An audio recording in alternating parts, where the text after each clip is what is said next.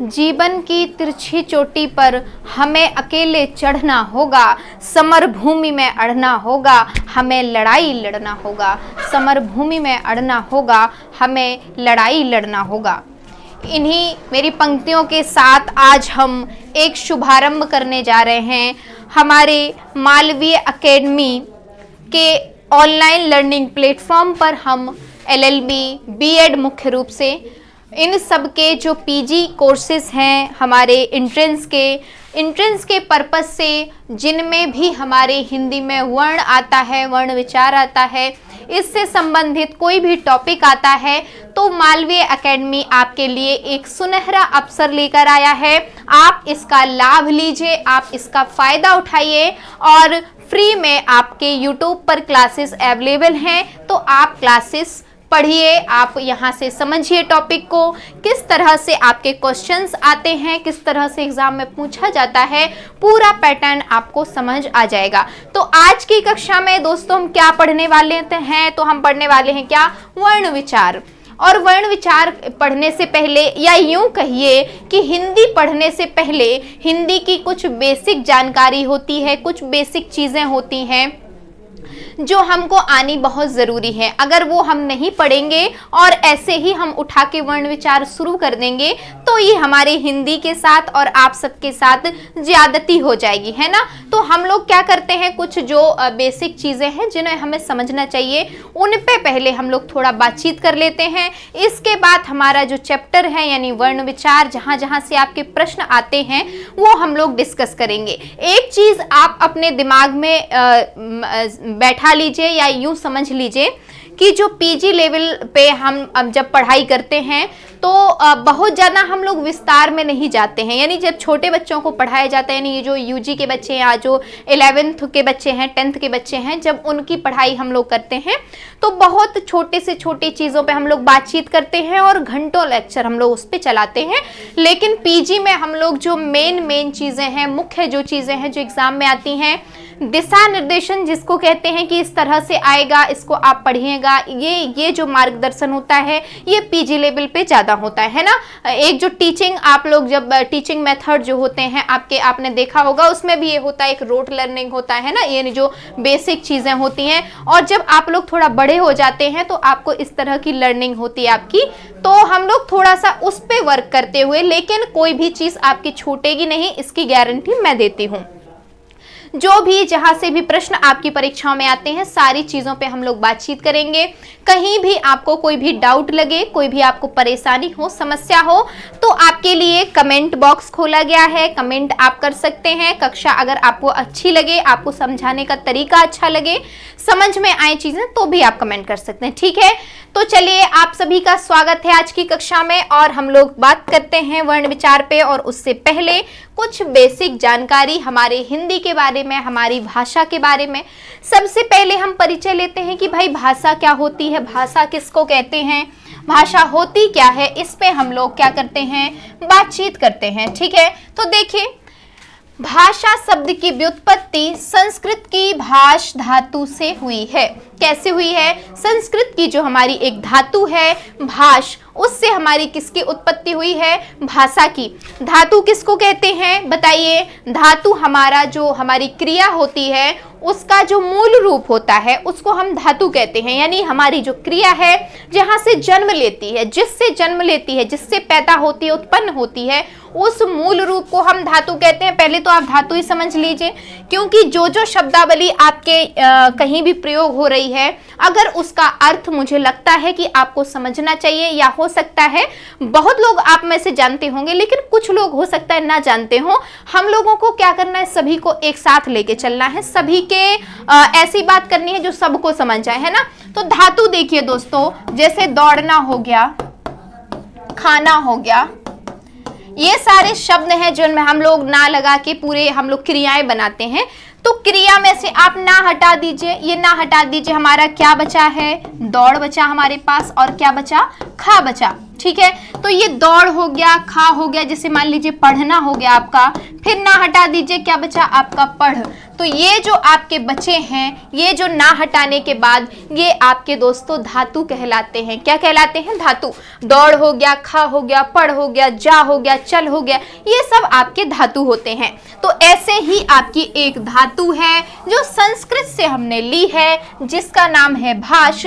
तो भाष धातु से हमारा क्या बना है? भाषा शब्द की उत्पत्ति हुई है, व्युत्पत्ति हुई है। ठीक है, भाषा शब्द हमारा यहाँ से इससे बना है, ऐसा माना जाता है। माना क्या? ये बना ही हुआ है। ठीक है, संस्कृत की भाष धातु से। चलिए, भाष का अर्थ क्या होता है ये भी जानिए। क्या अर्थ है जो हमारी ये भाष धातु है, इसका अर्थ क्या है वो जानिए।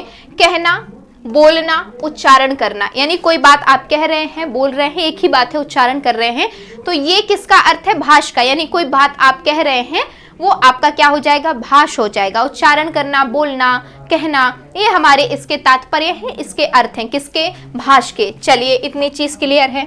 अतः भाषा का जो सामान्य अर्थ हुआ वह जो कही जाए या जो बोली जाए, यानी जो बात आपने कही, जो बोली, कोई भी चीज हो, कही आपने, बोली, वो हमारी क्या हो जाएगी? भाषा हो जाएगी। जो हमने कही या बोली वो हमारी भाषा हो जाएगी। चलिए, भाषा को हम और विस्तार से थोड़ा सा समझते हैं।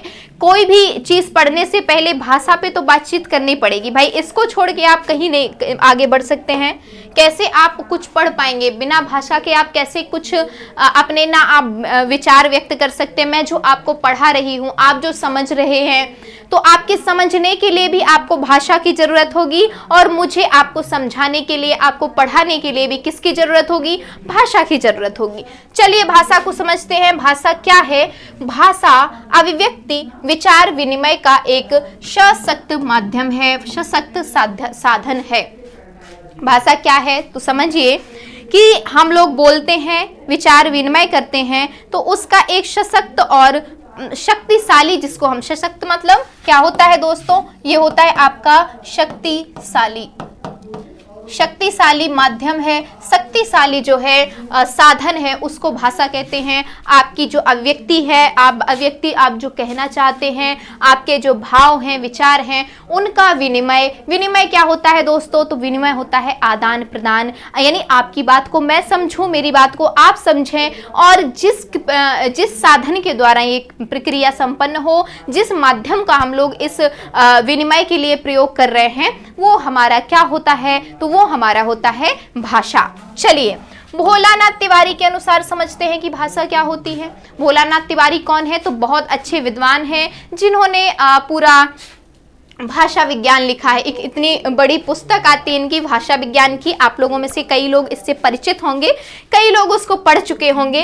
तो उन्होंने अपनी उस पुस्तक में, यानी भोलानाथ तिवारी जी ने भाषा के बारे में क्या लिखा है, तो वो देखिए।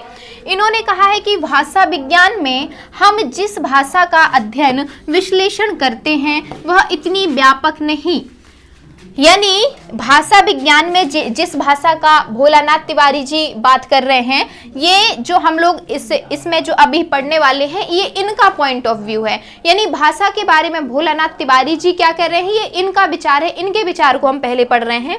तो ये कहते हैं हम जिस भाषा का अध्ययन और विश्लेषण करते हैं, क्या करते हैं? जिस भाषा का अध्ययन और विश्लेषण करते हैं, वह इतनी व्यापक नहीं, उससे हम उन सभी साधनों को नहीं लेते, वह इतनी व्यापक नहीं है इनके अनुसार, और उससे हम उन सभी साधनों को नहीं लेते। किन साधनों की बात वो करते हैं? जिनके द्वारा विचारों को व्यक्त करते हैं, और ना उसे लेते हैं जिनके द्वारा हम सोचते हैं। ये कहते हैं कि जिनके द्वारा हम विचारों को व्यक्त कर रहे हैं और जिनके द्वारा हम सोच रहे हैं, नहीं दिमाग की बात करी जा रही है, और आपका जो स्वनियंत्र है, जिसको हम भाषा विज्ञान में कहते हैं, या मुख आप कह लीजिए, इन सब को ये भाषा विज्ञान में नहीं ले रहे हैं। कौन? भोलानाथ तिवारी जी नहीं ले रहे हैं। देखिए, वही वो कह रहे हैं, इतना व्यापक नहीं, उन सभी साधनों को हम इसमें नहीं लेते हैं। जिनके द्वारा विचारों को व्यक्त करते हैं, उन साधनों को ये नहीं लेते हैं, और ना उसे लेते हैं जिनके द्वारा हम सोचते हैं। उसको भी ये किसमें? भाषा विज्ञान में नहीं ले रहे हैं। ठीक है, तो ये कहते हैं कि इनके अनुसार फिर क्या है भाषा, जब ये नहीं है तो क्या है? तो ये कहते हैं कि भाषा उसे कहते हैं जो बोली और सुनी जाती है। भाषा उसे कहते हैं जो बोली और सुनी जाती है, और बोलना भी पशु पक्षियों का नहीं। बोली और सुनी जाती है उसे तो हम भाषा कहते हैं, लेकिन इनके अनुसार बोलना किनका? पशु पक्षियों का बोलना हम भाषा के अंतर्गत नहीं ले सकते। किसके अनुसार? डॉक्टर भोलानाथ तिवारी जी के अनुसार। भोलानाथ तिवारी जी के अनुसार पशु पक्षियों का बोलना, अब बोलने का कह दिया तो सबका बोलना भाषा के अंतर्गत नहीं आएगा इनके अनुसार। तो बोलना किसका? गूंगे मनुष्यों का बोलना भी नहीं आएगा, क्यों? गूंगे मनुष्य कहाँ ही बोलते हैं पहली बात तो गूंगे मनुष्यों का नहीं, पशु पक्षियों का नहीं, केवल बोल सकने वाले मनुष्यों का। केवल बोल सकने वाले मनुष्यों का, यानी जो मनुष्य बोल पाते हैं, जो शब्द उच्चारित कर पाते हैं, उच्चार कर पाते हैं, उनका बोलना हम भाषा विज्ञान के अंतर्गत पढ़ते हैं, हम भाषा के अंतर्गत पढ़ते हैं। ऐसा कौन कहते हैं? भोलानाथ तिवारी जी कहते हैं। जब भाषा विज्ञान को हम लोग बहुत अच्छे से पढ़ते हैं अंदर, और उसके और अंदर गहराई से जाके पढ़ते हैं, तो हम लोग ये बात हम लोग को पता चलती है कि मनुष्य के द्वारा बोल सकने वाली बात यहाँ करी जा रही है, लेकिन मनुष्य के द्वारा भी कौन कौन सी ध्वनियाँ हैं जो हम लोग भाषा विज्ञान के अंतर्गत रखेंगे, और कौन सी ध्वनियाँ हैं जिनको नहीं रखेंगे, ये भी वर्गीकरण धीरे धीरे हमको मिलता है। चलिए आगे बढ़ते हैं और बात करते हैं कि प्लेटो के अनुसार भाषा विज्ञान क्या होता है, मतलब भाषा क्या होती है। ठीक है, तो प्लेटो कहते हैं कि विचार आत्मा की मूक या अध्वन्यात्मक बातचीत है। विचार क्या है इनके अनुसार? पहले तो ये विचार को परिभाषित करते हैं कि विचार क्या है, तो आत्मा की मूक और अध्वन्यात्मक बातचीत, यानी विचार तो आपके दिमाग में आ जाएगा, उसको आपको ध्वनि में देने की या मुखरित रूप से प्रकट करने की कोई आवश्यकता नहीं है। मौन भी रहे, वो मूक यानी जिसको बोला ना जाए, वो भी आपका विचार है।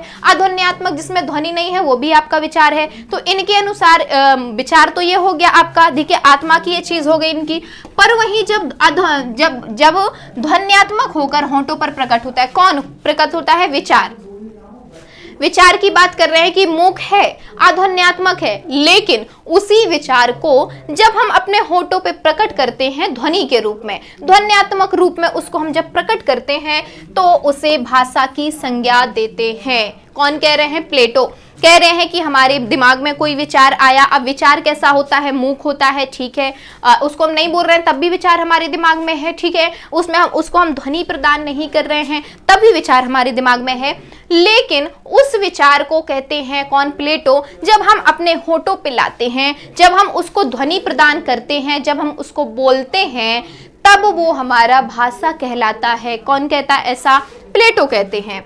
और लिखते हैं वो कि अर्थात भाषा निश्चित प्रयत्नों द्वारा, यानी निश्चित प्रयत्नों के द्वारा मुख से निकली सार्थक ध्वनियों का समूह है जो वक्ता के विचारों को श्रोता तक पहुंचाता है। प्लेटो क्या कहते हैं? जो सार्थक ध्वनियां हैं, यानी कुछ ऐसी ध्वनियां भी मुख से हम लोग बोलते हैं जिनका कोई अर्थ नहीं होता है, हा, है ना।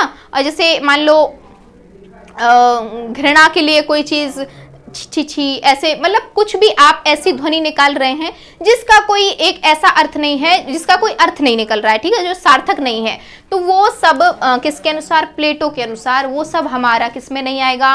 भाषा में नहीं आएगा। इनके अनुसार वो ध्वनियाँ जिनका आप निश्चित प्रयत्नों से, यानी प्रयत्न करके आप उसको निकाल रहे हैं, हम लोग बोल रहे हैं तो हम लोग प्रयत्न कर रहे हैं, हमारी जो जीभ है वो हमारे मुख के कहीं ना कहीं स्पर्श कर रही है, प्रयत्न वो कर रही है बोलने का, तब हम जाके बोल पा रहे हैं। हम अलग अलग शब्द उच्चारित कर रहे हैं, उच्चार कर रहे हैं, बोल रहे हैं, तो ये हम क्या कर रहे हैं? उनका हम बोलने का प्रयत्न कर रहे हैं। अगर हम कुछ प्रयत्न ना करें तो हम नहीं बोल पाए, यानी निश्चित प्रयत्नों से हम पहली बात तो भाषा को बोलते हैं। दूसरी, मुख से निकली सार्थक ध्वनि को हम भाषा कहते हैं, यानी ध्वनि अगर सार्थक है तभी वह हमारी भाषा है। भाषा का सार्थक जो समूह है ध्वनियों का, वो हम भाषा के अंतर्गत रखेंगे, नहीं तो उसको हम भाषा नहीं कहेंगे अगर वो सार्थक नहीं है। जो वक्ता के विचारों को श्रोता तक पहुंचाता है, ये एकदम सही है। वक्ता जो है अपना कुछ विचार कह रहा है, श्रोता तक पहुंचे, तो उसके लिए उसको यही करना पड़ेगा कि उसके जो शब्द हैं वो सार्थक रहे और उसकी ध्वनि जो है निश्चित प्रयत्नों से निकले। तो इतनी बात आपको समझ आई। हमने दो विद्वानों के अनुसार अपना भाषा को हमने पढ़ा। अब देखते हैं कि हमारे भाषा के विविध रूप होते हैं। देखिए यहाँ बहुत छोटा छोटा परिचय दिया गया है, मैं इसको बृहद रूप में नहीं पढ़ा रही हूँ। इसको पढ़ने के लिए बोली, परिनिष्ठित भाषा, ये बहुत बड़ी बड़ी विस्तार वाली चीजें हैं। इनको पढ़ने के लिए बहुत समय चाहिए, आराम से इन पे क्लासेस ली जा सकती हैं। लेकिन हमको यहाँ क्या पढ़ना है, वर्ण विचार पढ़ना है और इनका हमको छोटा छोटा परिचय लेना है। इनसे हम अनभिज्ञ ना रहें, ठीक है, इनका परिचय हमको रहे, चीजें हमको पता रहे कि ये क्या होती हैं। यानी बीच में अगर कहीं आती हैं ये चीजें तो हमको ऐसा ना लगे कि भाई मैं तो इस शब्दावली से अपरिचित हूं, मैं इसको नहीं जानता हूं, नहीं जानती हूं।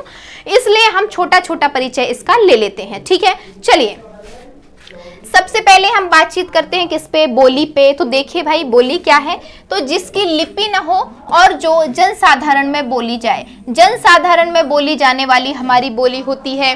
बोली हमारी जो होती है, आप लोग जैसे घर पे अपनी मम्मी से, पापा से, घर पे जो दादा दादी हैं उनसे जिस भाषा में बातचीत करते हैं वो हमारी बोली होती है।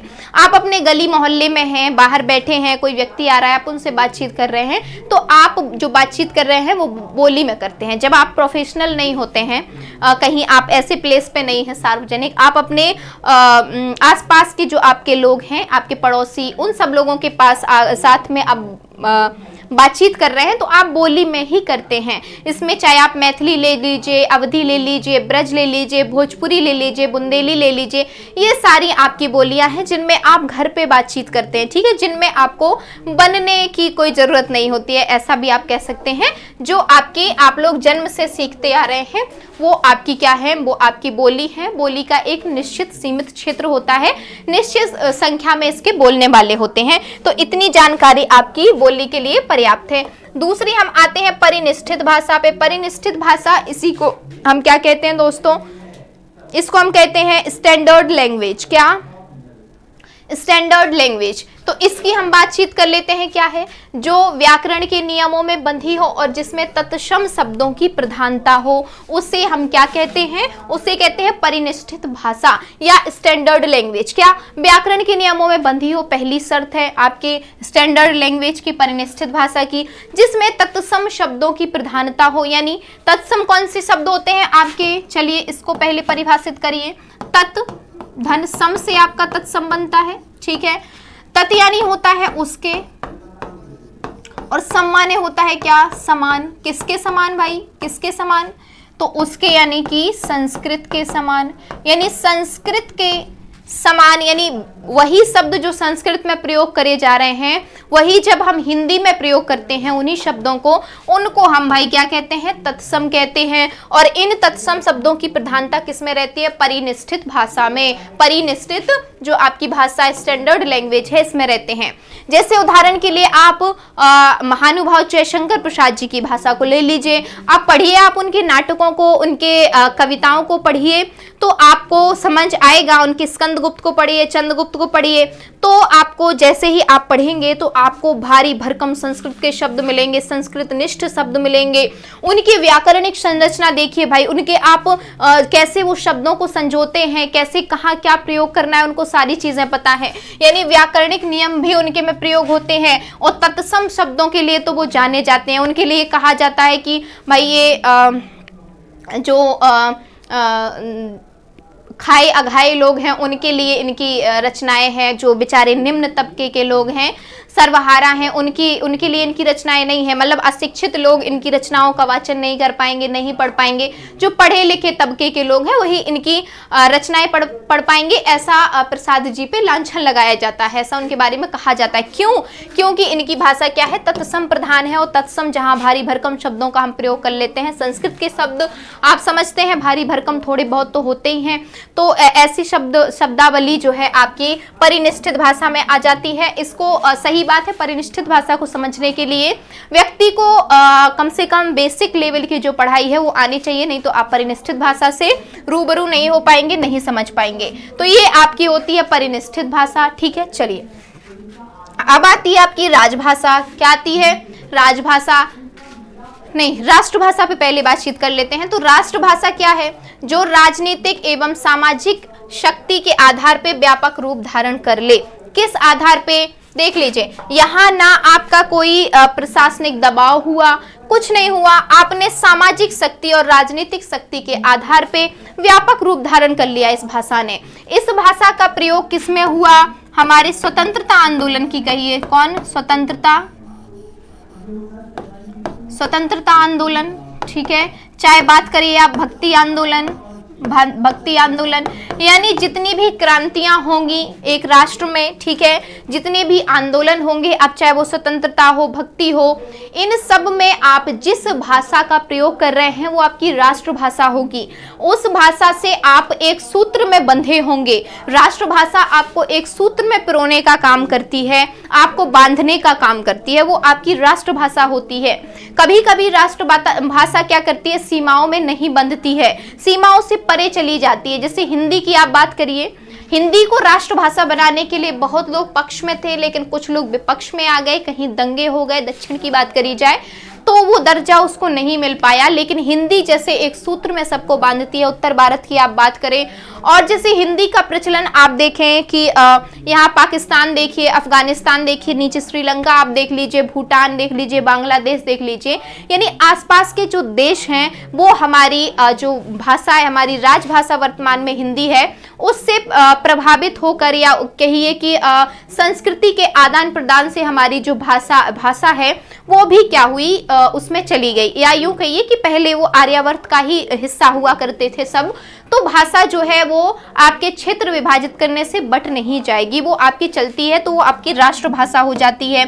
जो जन जन को मान्य हो, सभी उसको मानना चाहें, सभी उसके नियमों को मानना चाहें, लोग चाहें उसका प्रचलन करना। आपको कोई क्रांति करनी हो तो आपको जो भाषा सूझे वो आपकी राष्ट्रभाषा होती है, ठीक है। चलिए, तो राष्ट्रभाषा क्या होती है? आपकी सामाजिक शक्ति इसमें काम करती है, यानी समाज जिस भाषा को पसंद करता है वो आपकी राष्ट्रभाषा होती है। एक आपकी राजभाषा की बात देख लीजिए, बोली, और आप कहेंगे कि बोली और राष्ट्रभाषा में फिर क्या मतलब रह गया? बोली आप मैं तो बोली में भी अपने सहज उसको स्वीकार करता हूँ, उसको पसंद करती हूँ, या जो भी है, और मैं इसमें काम करूंगा, इसमें मैं आंदोलन नहीं करूंगा। लेकिन आप समझिए, बोली की एक निश्चित सीमा होती है, एक निश्चित क्षेत्र होता है। बोली में क्या हो जाएगा कि जैसे आप मान लीजिए भोजपुरी बोल रहे हैं, लेकिन आप केवल भोजपुरी जितने बोलने वाले हैं वो एक बहुत बड़ा आंदोलन खड़ा नहीं कर सकते हैं। अगर आपको बहुत ज्यादा भीड़ की आवश्यकता है आंदोलन के लिए, एक यूं कहिए कि लोगों की आवश्यकता है, तो आप इकट्ठे करेंगे किस भाषा के माध्यम से? आप अपनी भाषा में पत्र लिख के भेजिएगा बुंदेलखंडी वालों को, बुंदेली वालों को, अब वो नहीं समझ पाएंगे। तो आप अपने पत्र में कौन सी भाषा को माध्यम बनाएंगे? आप हिंदी को बनाएंगे, यानी जो आपकी राष्ट्रभाषा हो। किसी भी राष्ट्र की बात करिए, अभी हम हिंदी के परिप्रेक्ष्य में देख रहे हैं तो वही हम बात कर लेते हैं। तो आप इसमें बोली में ना लिख के आप फिर किस में लिखेंगे? हिंदी में लिखेंगे, और उनको भेज देंगे मान लीजिए बुंदेली वालों को कि हम ये है, ये हमारी नीति है, इतनी तारीख को हम ये सब करने वाले हैं और आप इसमें हमारा सहयोग करिएगा। तो वो आपकी जो हिंदी भाषा है उसको समझ लेंगे, और बाकी जो आपकी बोली है हो सकता है उसको ना समझ पाएं। तो इस तरह की भाषा जिसमें आप बड़े बड़े आंदोलनों में बड़ी बड़ी जनता को संबोधित करने में आप जिसका प्रयोग सहज महसूस कर रहे हैं, जनता भी उसको सुनने में महसूस कर रही है, ये सब आपकी राष्ट्रभाषा पे आ जाएगी। मुझे लग रहा है कुछ ज्यादा इस पे बातचीत हो गई, चलिए कोई बात नहीं, हम लोग राजभाषा पे आते हैं। अभी हमने राष्ट्रभाषा पे बात की। राजभाषा क्या होती है? जो देश की आपकी प्रशासनिक कार्यवाही में प्रयोग हो वो आपकी राजभाषा कहलाती है। प्रशासनिक कार्यवाही कौन सी होती है? जैसे न्यायालयों की बात करें, कोई भी लेटर लिख रहे हैं आप, किसी के लिए पत्र लिख रहे हैं, कोई एप्लीकेशन जिसको प्रार्थना पत्र, इस तरह का जो भी आप लिख रहे हैं, जितने आपके जो शासन से संबंधित जितने काम हैं वो सारे आपकी किस भाषा में होंगे? तो वो आपकी राजभाषा में होंगे। वर्तमान में राजभाषा हमारी कौन है? हिंदी है, स्वतंत्रता के बाद से। तो आपकी राजभाषा में सारे काम होते हैं। जैसे आप देखिए कि जब हमारे देश पे मुगलों का शासन था तो उनकी भाषा राजभाषा हुआ करती थी। फिर हम पे किसका शासन हुआ? हम पे हुआ अंग्रेजों का शासन हुआ। जब अंग्रेजों ने हमारे देश पे आक्रमण किया तब से उनकी भाषा यानी अंग्रेजी भाषा को हम लोग राजभाषा का मान्यता दे दिए। मतलब जबरदस्ती यूं कहिए कि जो राजभाषा है वो थोपी जा सकती है किसी देश पे कि आप इसी भाषा में काम करिए। जनता चाहे ना चाहे अगर किसी भाषा को शासक ने राजभाषा घोषित कर दिया तो आप अपने काम उसमें करेंगे भाई, ये तो है, ठीक है। तो यही आपकी राजभाषा होती है, जबकि राष्ट्रभाषा के साथ ऐसा नहीं है, आप उसको जनता पर नहीं थोप सकते हैं और राजभाषा को क्या कर सकते हैं, थोप सकते हैं आप जनता पे। फिर जैसे अंग्रेजों ने अपनी अंग्रेजी थोप दी, फिर उसमें सिस्टम पूरा चलता रहा, काम होता रहा। धीरे धीरे फिर जब हम लोग स्वतंत्र हो गए तो ये हुआ कि भाई जब सदियों से वर्षों से ये चला आ रहा है, सदियों नहीं होगा, वर्षों तक राज किया था, क्योंकि तो वर्षों से जब ये अंग्रेजी चली आ रही तो उसकी सबको आदत हो गई, तो और अचानक से पूरा सिस्टम भंग नहीं किया जा सकता था, तो भाई साथ में हिंदी साथ में अंग्रेजी वो अभी तक चला आ रहा है और चलता ही जा रहा है। तो ये आपकी हो गई क्या, राजभाषा। चलिए हिंदी शब्द की व्युत्पत्ति पे हम लोग थोड़ा सा बात करते हैं। ईरानियों यानी पारसियों की उच्चारण भिन्नता के कारण और भाषा की निजी प्रकृति के कारण हिंदी शब्द बना। क्या हुआ कि ईरानी या जो पारसी लोग थे जब हमारे भारत में आए अपने व्यापार की दृष्टि से, या यूं कहिए आक्रमण, पहले तो व्यापार करने ही आए थे, बाद में अपना घर बसाने की सोचने लगे, तो उनकी क्या थी, जो उच्चारण भिन्नता थी, यानी वो जो शब्द हम लोग जिस तरह से उच्चारित कर लेते हैं वो नहीं बोल पाते थे। तो वो क्या करते थे कि जो स शब्द था उसको वो लोग ह बोलते थे। क्या बोलते थे, ह बोलते थे। तो हमारी जो सिंधु नदी थी उसको वो हिंदू बोलने लगे। क्या बोलने लगे, हिंदू। और जो हमारा क्या था, सिंधी भाषा थी, उसको वो हिंदी भाषा बोलने लगे। तो इस तरह से सिंधी जो हमारा क्षेत्र था, प्रांत था, वहाँ सिंधी भाषा बोली जाती थी। तो हिंदी शब्द इस तरह से आपका निर्मित हो गया उन्हीं के उच्चारण भिन्नता की वजह से। तो यहाँ से आपकी हिंदी शब्द की व्युत्पत्ति कई विद्वानों ने मानी और यहाँ से आपकी उत्पत्ति मानी जाती है। चलिए व्याकरण पे थोड़ी सी बात कर लेते हैं। व्याकरण क्या होता है, इसकी परिभाषा क्या है, ठीक है।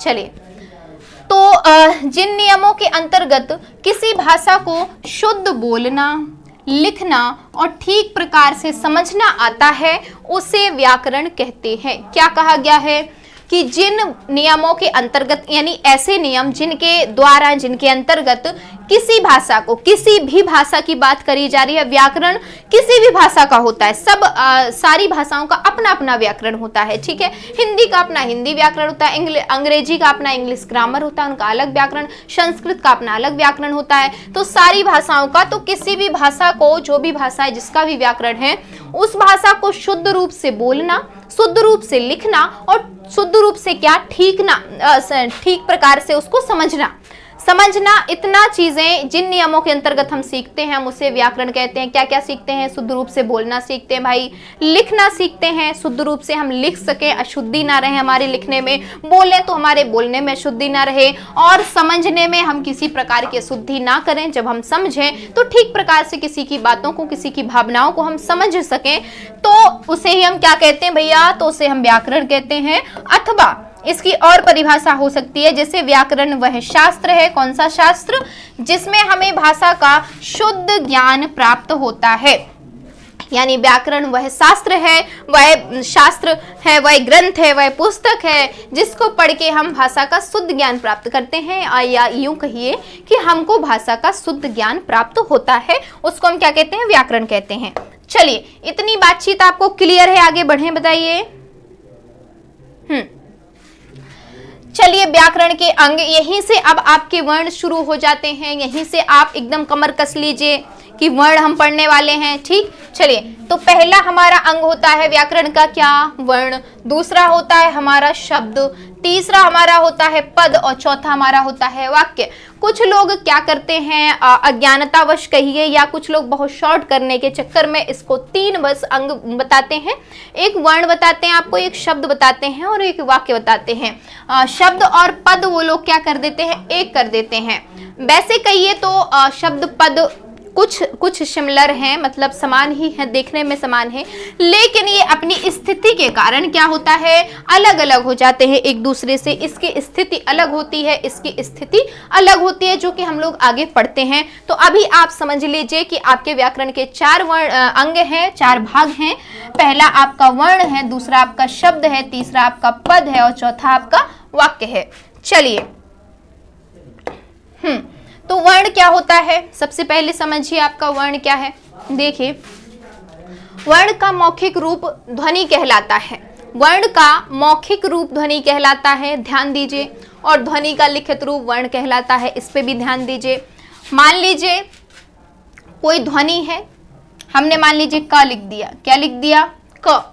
तो जब मैं उसको बोल रही हूं, ये क आपका लिखा हुआ है, ठीक है। जब मैं इसको बोल रही हूं तो ये क्या हो जाएगा? जब मैं बोल रही हूं तो आपका हो जाएगा क्या? मौखिक रूप आपकी ध्वनि है। जब मैं बोल रही हूं तो ध्वनि होगा। जब मैंने इसको लिख दिया तो आपका क्या हो गया? वर्ण हो गया। क्या हो गया? वर्ण हो गया। वर्ण का मौखिक रूप यानी वर्ण, मान लीजिए का है, अब मैं इसको बोलूं, का आपका हो गया वर्ण, यानी जब ये लिखा हुआ है क्या है? वर्ण। अब मैं इसको बोल दूं क, अब ये क्या हो गया? ध्वनि। यानी जब बोलते हैं तो ध्वनि है, जब उसी को लिखते हैं तो क्या है? वर्ण है। इतनी चीज समझ आई? बताइए, जब उसी को लिखते हैं तो क्या है? वर्ण है। यानी वर्ण का मौखिक रूप ध्वनि कहलाता है और ध्वनि का मौखिक रूप वर्ण कहलाता है। ठीक है, इतनी चीज समझ आई? चलिए, शब्द क्या है? दो या दो से अधिक वर्णों को एक साथ मिलाने पर जब सार्थक अर्थ निकलता है उसे हम शब्द कहते हैं। शब्द के लिए शर्त क्या है? कि आपका अर्थ सार्थक होना चाहिए, यानी उसका अर्थ निकलना चाहिए। जो भी आपने शब्द बनाया है, दो या दो से अधिक वर्ण मिला के जब हम बनाते हैं कोई शब्द और उसका एक अर्थ होता है तो हमारा सार्थक अर्थ होता है, तो हम उसको शब्द कहते हैं। जैसे हाँ, जैसे हमने रा और माँ कर दिया तो ये राम हो गया, किसी का नाम हो गया, तो ये एक अर्थ दे रहा है किसी के नाम का, तो ये हमारा सार्थक हो गया। ठीक है, जैसे हमने ज और न मिला के कर दिया जाना, तो ये भी क्या हो गया? जब ये अलग अलग वर्ण थे तब तो इसका अर्थ नहीं था, लेकिन साथ में जब मिल रहे हैं तो क्या कर रहे हैं? अर्थ प्रदान कर रहे हैं। सार्थक इनका अर्थ निकल रहा है कि जाना, भाई जाने के लिए क्रिया का ये प्रयोग है, उसके लिए शब्द है, तो हम उसको क्या कहते हैं? शब्द कहते हैं। ठीक है, इतनी चीज आपको क्लियर हुई। पद, भाई पद की बात कर लेते हैं, इसी की हम लोग अभी बात कर रहे थे ना। तो देखिए कि पद क्या होते हैं। जब शब्दों को वाक्य में प्रयोग करते हैं तो हम उसको पद कहते हैं। कैसे? उदाहरण से देखिए, चलिए। जब शब्दों को, मान लीजिए राम पढ़ता और इधर है हो गया, ठीक, तो ये आपका एक शब्द है राम, ये आपका एक शब्द है राम, ये आपका ये है हो गया। ठीक, एक आपका शब्द हिंदी हो गया। क्या हो गया? हिंदी। तो आपके चार शब्द हो गए। ठीक है, चारों का अपना अर्थ है। ठीक है, तीन मतलब चारों आपके सार्थक है। ठीक, अब तक ये क्या है? अलग अलग है। राम को आप अलग ले लीजिए, पढ़ता को अलग ले लीजिए, हिंदी को अलग ले लीजिए और है आपका अलग ले लीजिए। तो अलग अलग जब ये हैं भाई, तो ये क्या है? आपके शब्द हैं, है ना दोस्तों। अब जब हम इसको वाक्य में प्रयोग करेंगे, हमारी परिभाषा यही कह रही है। चलिए वाक्य बनाते हैं। राम हिंदी पढ़ता है। राम हिंदी पढ़ता है। अब ये राम हमारा यहाँ पे क्या है? करता है, और ये राम किसी का नाम है, इसलिए क्या है? संज्ञा। क्या है? संज्ञा। तो अभी तक राम हमारा शब्द का काम कर रहा था। अब जब हमने इस राम को वाक्य में प्रयोग कर दिया तो ये किसका काम कर रहा है? संज्ञा का काम कर रहा है। अभी तक ये पढ़ता हमारा शब्द था, अब ये पढ़ता जब हमने यहाँ पे प्रयोग कर लिया तो ये क्या काम कर रहा है? क्रिया का प्रयोग कर रहा है। किसका? पढ़ने की क्रिया का प्रयोग कर रहा है। तो अब बताइए कि राम और पढ़ता ये क्या है? एक वाक्य में प्रयोग हो गए हैं, तब हम इनको क्या कहते हैं? पद कहते हैं। पद से आप ऐसे समझिए कि हमने आपको कोई पद दे दिया, चलो तुम प्रधानमंत्री हो गए आज से, चलो तुमको आज से राष्ट्रपति बना दिया, चलो जाओ राष्ट्रपति का कार्यभार संभालो, तुमको मैंने ये पद दे दिया। यानी जब तक तुम सामान्य व्यक्ति थे तब तक तुम कुछ नहीं थे, तब तक तुम ठीक है शब्द थे, ऐसे समझिए। लेकिन जब शब्द को मैंने कोई काम दे दिया कि भाई तुमको इस वाक्य को पूरा करना है, इसका कर्ता बनना है, तुमको इसको पद दे दिया मैंने, तुमको संज्ञा के स्थान पे खड़ा रहना है यहाँ पे कि मैं हूँ राम, मैं करता हूँ इस वाक्य का, मैं संज्ञा हूँ इस वाक्य का। ठीक, तो जब इसको एक पद दे दिया मैंने, क्या? संज्ञा पद, तो ये क्या बन गया? यहाँ पे पद बन गया। तो पद में हम क्या पढ़ते हैं? संज्ञा पद पढ़ते हैं, सर्वनाम पद पढ़ते हैं, विशेषण पद पढ़ते हैं। क्या पढ़ते हैं? विशेषण। और क्या पढ़ते हैं हम लोग? क्रियापद पढ़ते हैं। तो ये सब हमारे पद में आ जाते हैं। अब अंतर समझ आया शब्द में और इसमें शब्द आप कहीं भी कोई भी लिखिए, सब आपके शब्द होंगे और जब आपने उन्हीं शब्दों को वाक्य में प्रयोग कर दिया तो हमारे पद बन जाते हैं। ठीक है, यहाँ तक चीजें क्लियर हुई तो हम लोग आगे बढ़ते हैं, देखते हैं कि भाई वाक्य क्या होता है। अभी तक हम लोगों ने यहाँ तक बातचीत की, यहाँ तक क्लियर है? बताइए, सारी चीजें क्लियर है ना? अब हम लोग वाक्य पे बातचीत करते हैं।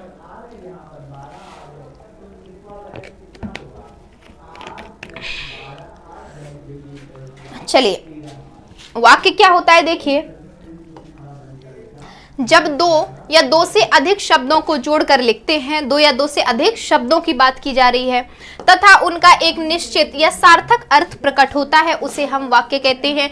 निश्चित और सार्थक अर्थ होना चाहिए, यानी अर्थ उसका एक निकलना चाहिए कि ये बात कही जा रही है। ठीक है, क्रम उनका सही होना चाहिए, वो आपका वाक्य होता है। ठीक है, इसी को देख लीजिए, यही आपका वाक्य हो गया। शब्दों को हमने सही क्रम में लिख दिया है, राम हिंदी पढ़ता है। ठीक है, सही हमने शब्दों को जोड़ दिया है। देखिए शब्द जुड़ गए हैं इसमें। निश्चित उनका क्रम है, एकदम निश्चित है कि ये यहाँ लगेगा, यहाँ आपका कर्म आएगा, यहाँ क्रिया आएगी, वहाँ आपकी सहायक क्रिया आएगी, सारी चीजें कन्फर्म है। और सार्थक अर्थ दे रहा है कि भाई राम हिंदी पढ़ रहा है, पढ़ता है।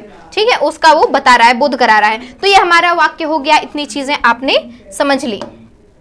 वाक्य भाषा की सबसे बड़ी इकाई होती है पॉइंट टू बी नोटेड। क्या होती है? जो वाक्य है आपकी भाषा की सबसे बड़ी इकाई होती है। वन लाइनर क्वेश्चन है और ये आपसे पूछ लिया जाता है, कई बार प्रश्न पूछ लिया जाता है। वर्ण आपकी क्या होती है? देखिए, जो वर्ण है आपकी क्या है? वर्ण, ये आपकी सबसे छोटी इकाई है। क्या? भाषा की सबसे छोटी इकाई। तो अगर छोटी इकाई आपसे कभी पूछ रहा है प्रश्न, तो आप क्या लगाएंगे? सबसे छोटी इकाई। वर्ण को आप कहेंगे भाषा की सबसे छोटी इकाई है। सबसे बड़ी इकाई आपसे पूछी जा रही है अगर, तो आपकी वाक्य होगी। ठीक है, इतनी चीजें क्लियर हैं? चलिए, इतनी चीजें क्लियर है ना?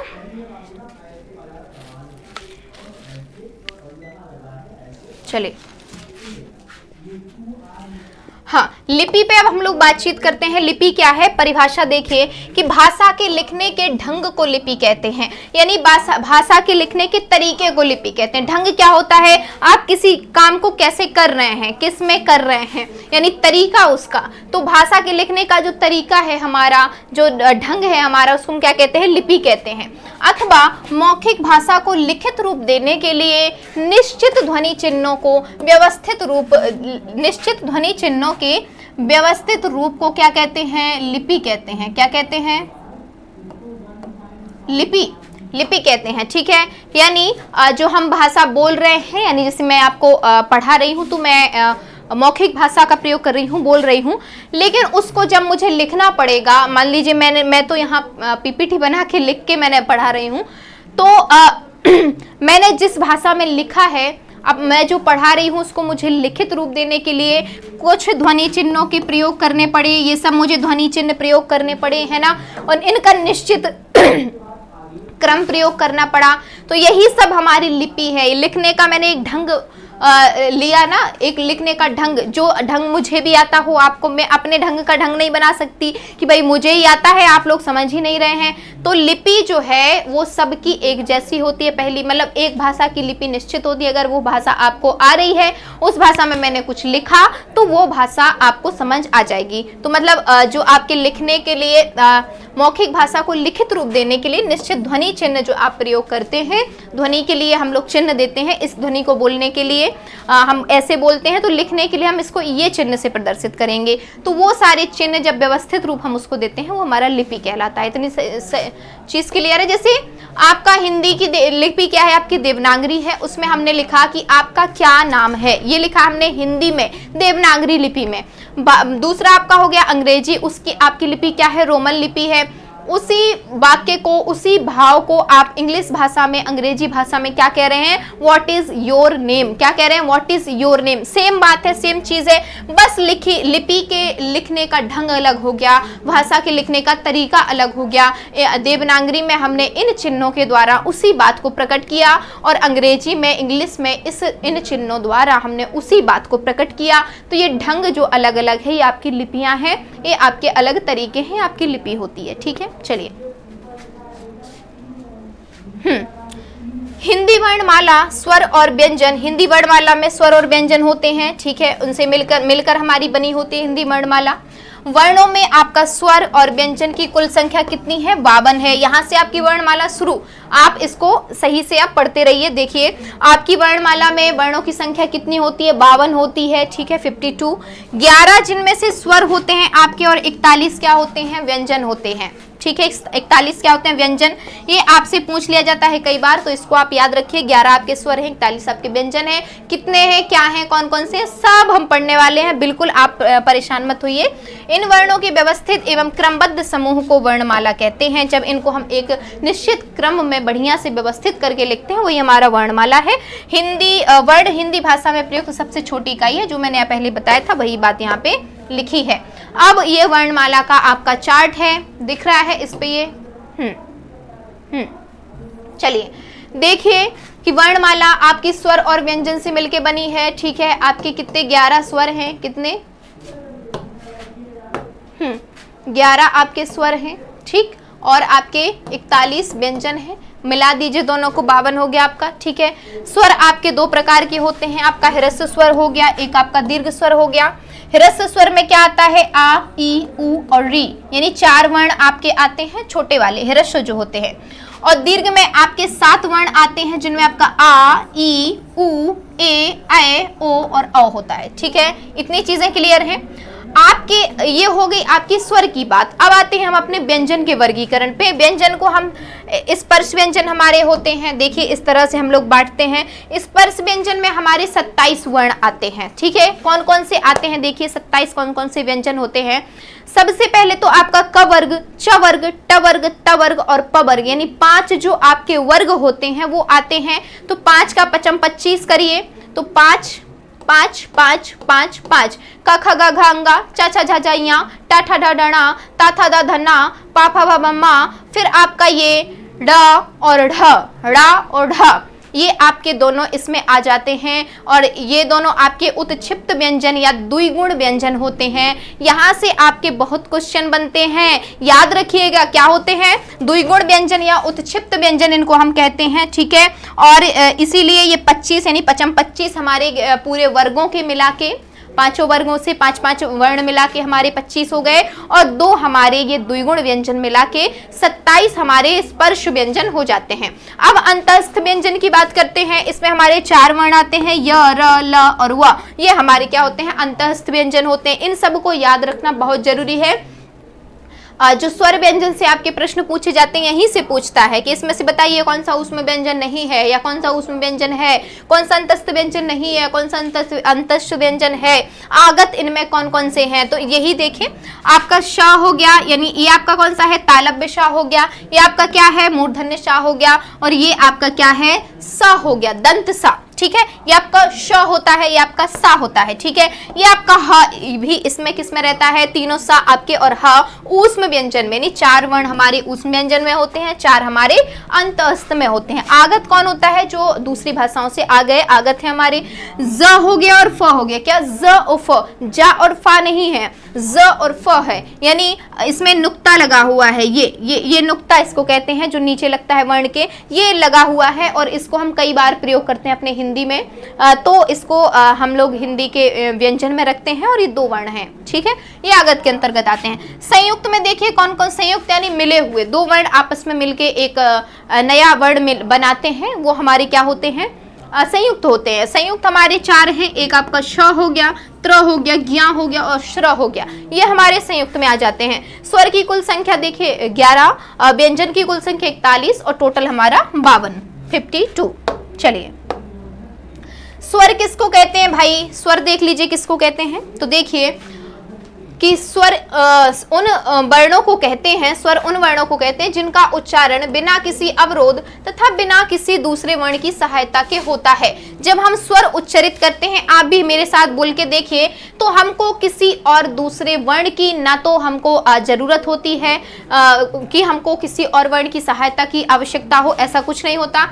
और उनके बोलने में हमें कोई अवरोध नहीं होता है। बिना किसी अवरोध के हम स्वरों का उच्चारण कर सकते हैं, बिना किसी अवरोध के। ठीक, क्या कर सकते हैं? स्वरों का उच्चारण कर, जैसे आ हमारा स्वर है, आप कहिए अ, आप कहिए ई, ऊ, ए, तो आप देखेंगे एकदम प्योर है ये, जैसे हम आवाज निकाल रहे हैं वो निकल जा रहे हैं, कोई दूसरा वर्ण इसमें सहायक नहीं है, किसी और की हमको आवश्यकता ही नहीं है, कोई अवरोध नहीं आ रहा है। जैसे आप आवाज निकाल रहे हैं, आवाज कैसे निकलती है, जब हमारे गले से श्वास आती है तो जो निश्वास, एक श्वास होता है एक निश्वास होता है, यानी जब आप सांस लेते हैं तो वो श्वास होता है, निश्वास वायु वो होती है जब आप सांस को वापस करते हैं। तो जब हम नाक से सांस लेके मुंह से उसको वापस करते हैं तब हमारी ध्वनि होती है, तब हमारी ध्वनि जन्म लेती है, उसी निश्वास वायु का उपयोग करके हम बोलते हैं। तो उस बोलने में हमारे जब कोई अवरोध नहीं होता है तो वो हमारे स्वर होते हैं। उनके बोलने में जब अवरोध नहीं, किसके बोलने में नहीं होता है, स्वरों के में। व्यंजन जब हम बोलते हैं तो हमको स्वरों की आवश्यकता पड़ती है, बिना स्वरों की आवश्यकता, बिना स्वरों की सहायता से हम व्यंजन नहीं बोल सकते हैं, लेकिन स्वर को बोलने में हमें किसी की जरूरत नहीं पड़ती है। आप वायु निकाल रहे हैं, वायु बिना अवरोध के आ जाएगी। आप गले से अ करिए, वायु बाहर आ रही है और आपका आ का उच्चारण हो जा रहा है। ई करिए, वायु आ रही है और आपका उच्चारण हो जाए। ऊ करिए, होठों का प्रयोग हो रहा है और वायु बाहर आ रही है। तो ये आपके हो गई स्वरों की बातचीत। स्वरों के प्रकार देखिए तो स्वर हमारे 3 प्रकार के होते हैं। कितने प्रकार के? 3 के। पहला आपका होता है ह्रस्व स्वर, दूसरा आपका होता है दीर्घ स्वर, और जो दूसरा आपका होता है दीर्घ स्वर, और जो तीसरा है आपका होता है प्लुत स्वर। चलिए देखते हैं तीनों क्या होते हैं। आपका ह्रस्व स्वर है, जिन स्वरों के उच्चारण में कम समय लगता है उन्हें ह्रस्व स्वर कहते हैं। तीनों को मैं एक साथ समझाती हूँ, पहले डेफिनेशन देख लीजिए। दीर्घ स्वर में देखिए, जिन स्वरों के उच्चारण में ह्रस्व स्वरों से अधिक समय लगता है उन्हें हम दीर्घ स्वर कहते हैं। प्लुत स्वर देखिए, जिन स्वरों के उच्चारण में ह्रस्व स्वरों से लगभग 3 गुना अधिक समय लगता है। क्या होता है? लगभग 3 गुना अधिक समय लगता है, उन्हें हम क्या कहते हैं? प्लुत स्वर कहते हैं। अब इनकी नंबरिंग क्या है? 1 नंबर 1 पे ह्रस्व स्वर है, बताइए। 2 नंबर 2 पे क्या है आपका? दीर्घ स्वर, और 3 पे क्या है आपका? प्लुत स्वर। बस और कुछ करना ही नहीं है। 1 2 3 यानी जिसमें कम समय लगता है आपका क्या हो गया? ह्रस्व। अब ह्रस्व स्वर का दुगना कर दीजिए, किसमें? दीर्घ स्वर में, यानी ह्रस्व स्वर से 2 गुना समय जिसमें लगता है आपका ह्रस्व दीर्घ स्वर हो गया, और 3 का गुणा कर दीजिए तीसरे नंबर वाले में, यानी प्लुत स्वर। यानी ह्रस्व स्वर का 3 गुना समय जिसमें लगता है वो हमारा प्लुत स्वर होता है। आपसे प्रश्न पूछ लिया जाता है, आपसे प्रश्न ये पूछते हैं कि दीर्घ स्वर से भी अधिक समय किस स्वर को बोलने में लगता है, तो भाई उसका आपका उत्तर जो होगा वो है आपका प्लुत स्वर। प्लुत स्वर जब आप बोलेंगे तो आपको उससे दीर्घ स्वर से भी अधिक समय लगता है। जैसे आप ओम का उच्चारण करिए, ओम, तो आपका ज्यादा समय लगता है, किससे? दीर्घ स्वर से भी ज्यादा समय लगता है। तीनों स्वर आपको समझ आ गए? बताइए। चलिए स्वरों की कुल संख्या पे बातचीत करते हैं। तो हम जानते हैं स्वरों की कुल संख्या हमारी 11 होती है, ठीक है। और 11 वे कौन कौन से हैं? आ, ई, उ, री, आ, ई, उ, ए, आए, ओ, औ। ये हमारे 11 स्वर हैं भैया। इनमें ह्रस्व स्वर कौन है? तो ह्रस्व स्वर की संख्या हमारी 4 होती है। कभी कभी आपसे डायरेक्ट संख्या पूछ लेता है एग्जामिनर, कहता है बताइए ह्रस्व स्वर कितने होते हैं, आपको ऑप्शन दे देगा 1 2 3 4, कुछ भी उसमें लिख सकता है, 5 6 7 कुछ भी, तो आपको चूज करना है। ह्रस्व स्वर हमारे 4 होते हैं, ठीक है। दीर्घ स्वर जो है हमारे 7 होते हैं। कौन कौन से ह्रस्व स्वर हैं? ह्रस्व आ, ह्रस्व ई, ह्रस्व उ और ह्रस्व री, ये 4 होते हैं हमारे ह्रस्व स्वर। दीर्घ स्वर देखिए वो क्या होते हैं? दीर्घ स्वर की संख्या हमारी 7 होती है। कौन कौन है? दीर्घ आ, दीर्घ ई, दीर्घ उ, ए, आए, ओ और औ, ये हमारे होते हैं कौन से? दीर्घ स्वर। चलिए मात्रा किसे कहते हैं? मात्रा भी समझ लेते हैं। तो स्वरों के निश्चित चिन्हों को हम मात्रा कहते हैं। यानी मान लीजिए हम ऐसे लिख रहे हैं, ये आपका दीर्घ आ लिखा है, तो इसको हम मात्रा में लिखेंगे तो ये आपका ऐसे हो जाए, यानी ये मात्रा जहां हम लगा देंगे वहां आपका दीर्घ आ हो जाएगा। और ह्रस्व आ की कोई मात्रा नहीं होती। आपसे पूछा जाए ऐसा कौन सा स्वर है जिसकी कोई मात्रा नहीं होती, तो एकमात्र ऐसा स्वर कौन सा है? आपका ह्रस्व आ, जिसकी कोई मात्रा नहीं होती, ठीक है। तो जिन निश्चित चिन्हों से हम व्यक्त करते हैं सुरों को, वो हमारी मात्रा होते हैं, ठीक है। व्यंजन क्या है? इन पे बातचीत करते हैं। व्यंजन किसे कहते हैं? तो देखिए व्यंजन उन वर्णों को कहते हैं जिनका उच्चारण स्वरों की सहायता से होता है। अभी मैंने आपको बताया स्वर कैसे होते हैं, बिना अवरोध के बोले जाते हैं, लेकिन जो हमारे व्यंजन है इनको हम बिना स्वरों की सहायता से नहीं बोल सकते। जैसे क है आपका क, तो इसमें हलंत जब लगा है तब ये क्या है? आपका व्यंजन है। जब हमको इसको पूर्ण क बनाना होगा तो हम इसमें आ स्वर जोड़ेंगे, तब जाके आपका ये क बनेगा। यानी कि बिना स्वर की सहायता के हम व्यंजन को नहीं लिख सकते। यानी जिन वर्णों के उच्चारण में, जिन वर्णों के लिखने में भी हमको किसकी सहायता लेनी पड़े, स्वर की, वो हमारे व्यंजन कहलाते हैं। ठीक है, व्यंजन के कितने प्रकार होते हैं भाई? तो व्यंजन के होते हैं हमारे 3 प्रकार। एक हमारा स्पर्श, 4 प्रकार होते हैं भाई, 3 नहीं होते हैं। कितने होते हैं? 4 प्रकार होते हैं। कौन कौन से होते हैं? एक हमारा स्पर्श व्यंजन हो गया, 4 नहीं 5। एक हमारा स्पर्श व्यंजन हो गया, फिर हो गया हमारा अंतस्थ व्यंजन, अभी हमने वर्गीकरण किया था ना, वही चीज है। फिर आपका ऊष्म व्यंजन हो गया, आगत व्यंजन हो गया, संयुक्त व्यंजन हो गया। तो ये 5 प्रकार हमारे व्यंजन में पाए जाते हैं। कुल संख्या आपकी व्यंजन की कितनी है? तो 41 है, 41। स्पर्श व्यंजनों की कुल संख्या 27 है। अभी मैंने बताया था 25 आपका कचटतप वर्ग के 2 आपके उत्क्षिप्त या द्विगुण व्यंजन इनको कहते हैं। पूरा यहाँ लिखा भी है, काखा गागा अंगा, चाचा झाझाइया, टा ठा डा ढा डा, ता था दा धा ना, पा फा बा भा मा। ठीक है, और ड़ा और ढा ये आपके हो गए उत्क्षिप्त व्यंजन। ठीक है, देख लीजिए, ड और ढ को क्या कहते हैं? उत्क्षिप्त व्यंजन कहते हैं, या इनको द्विगुण व्यंजन कहते हैं। ये आपसे प्रश्न पूछता है, इसलिए आपको ये याद रखना बहुत जरूरी है। अंतस्थ व्यंजनों की कुल संख्या 4 होती है आपके।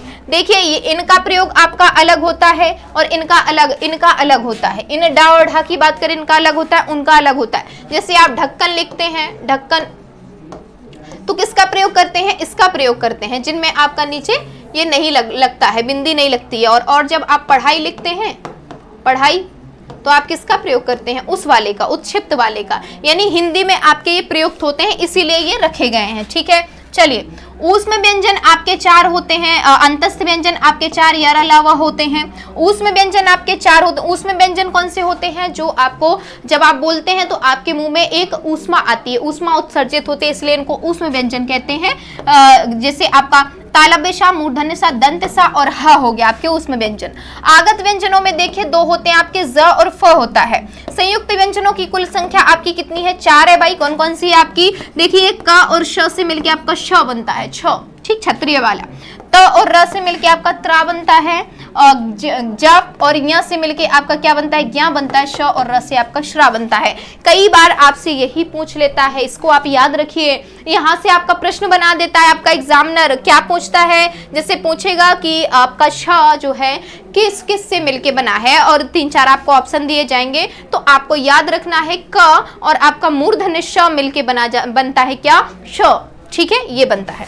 चलिए, आयोगवाह वर्ण कौन से होते हैं? तो अंग और आहा जो है भाई, इनको क्या किया गया है कि इन्ना स्वरों में स्थान दिया है, अंग और आहा को, ना इनको व्यंजन में स्थान दिया है। इनको उनने भी अपनी फैमिली से दूर कर दिया, उनने भी बेचारे भाग रहे थे अलग अलग जगह, क्या करते वो। लेकिन फिर क्या हुआ? इन्होंने कहा कि भाई तुम, अगर हम हिंदी से चले जाएंगे तो तुम्हारे आधे वर्ण गायब हो जाएंगे। बहुत जगह हम अनुस्वार और विसर्ग की जगह आते हैं और हम प्रयोग होते हैं। तुम्हारे हिंदी की आदि शब्दावली हम खा जाएंगे अगर हमको तुम स्थान नहीं दोगे वर्णमाला में। मुझे भी पोजीशन चाहिए, मुझे भी संसद में जगह चाहिए। तो क्या हुआ कि फिर इनके लिए बनाया गया क्या? आयोगवाह। आयोगवाह नामक एक नया परिवार घोषित कर दिया गया। भाई आप दोनों मजे से रहिए, इस परिवार में आप रहिए। किसमें? आयोगवाह में। तो आयोगवाह में जो आपका अंग होता है उसको हम अनुस्वार कहते हैं, जो आपका आहा होता है उसको हम विसर्ग कहते हैं, और इन दोनों को सम्मिलित रूप से आयोगवाह वर्ण कहते हैं। इतनी चीज आपको समझ आई? बताइए।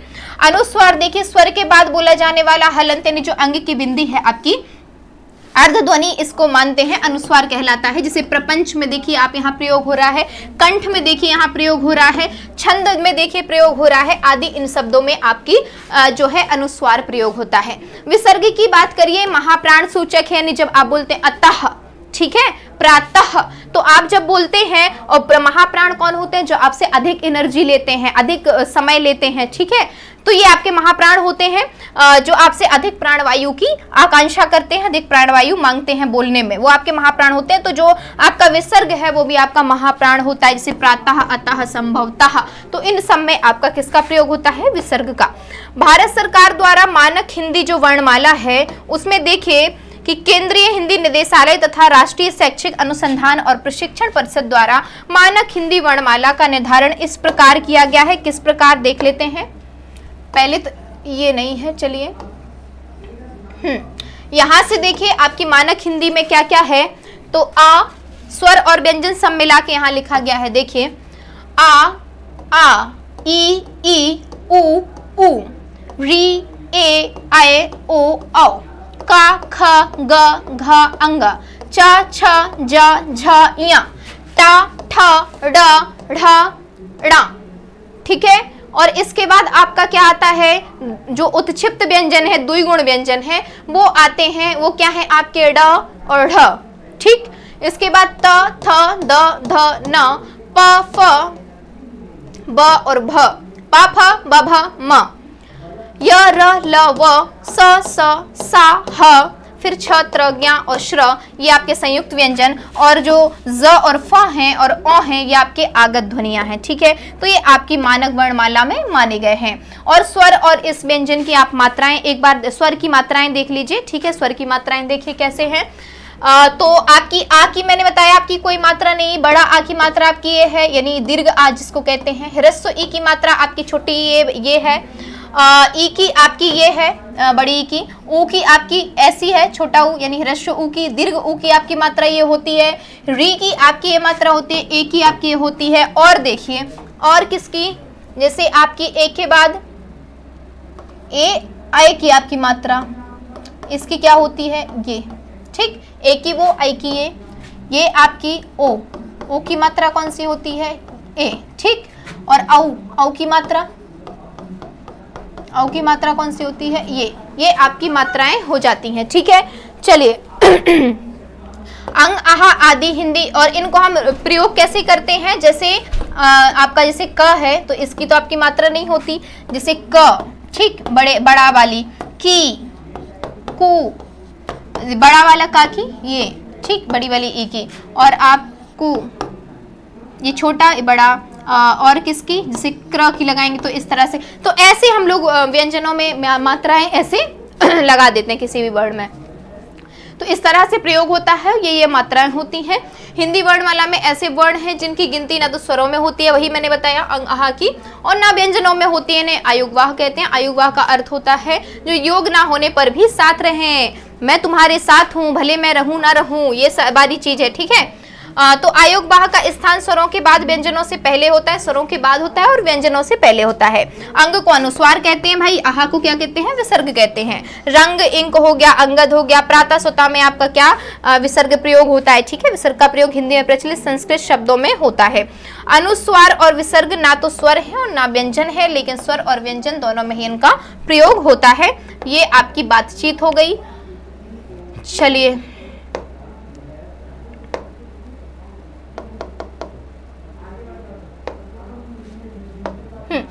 तो यहाँ तक की जो बातचीत है आपकी मतलब पूरी वर्णमाला की बातचीत ये आपकी हो गई। इसके बाद जो सघोष, अघोष, अल्प प्राण, महाप्राण है, इसको हम लोग क्या करेंगे, दूसरी कक्षा में पढ़ लेंगे।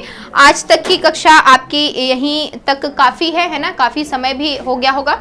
चलिए तो आज की कक्षा को हम यही समाप्त करते हैं। बने रहिए हमारे साथ, बने रहिए मालवे एकेडमी के साथ, मेरे साथ, और हम लोग ऐसे ही मिलके धीरे धीरे हिंदी के जो भी टॉपिक आपको कठिन लगे, जो भी आपको लगे कि भाई इसमें मुझे क्लास करने की जरूरत है, सब हम लोग धीरे धीरे पढ़ लेंगे। कोई भी कठिनाई हो, कोई भी परेशानी हो, आप कमेंट कर सकते हैं। ठीक है, तो चलिए अगली कक्षा में आपसे मुलाकात करते हैं। तब तक के लिए बने रहिए हमारे साथ, स्वस्थ रहिए, मस्त रहिए।